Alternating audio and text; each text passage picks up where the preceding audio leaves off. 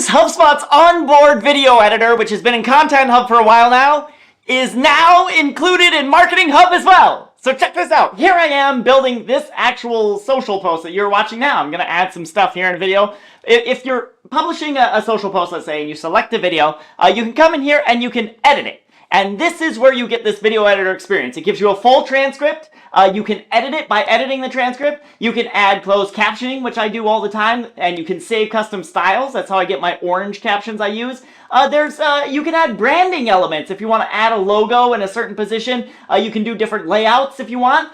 And there's some new stuff too. You can add image slides, image overlays, text overlays, audio. Now in beta, if you're posting to TikTok, you can pull in TikTok trending audio. So you can come in here, see the top 100 in the US, listen to them, and decide whether or not you want to add them into your video. So this is all the TikTok stuff that's in beta. That's a separate opt-in. But if you have Marketing Hub and not Content Hub, you now have this video editor. So you should start doing more stuff with video in HubSpot. Check it out. Let me know what you think. Let me know if you have any questions.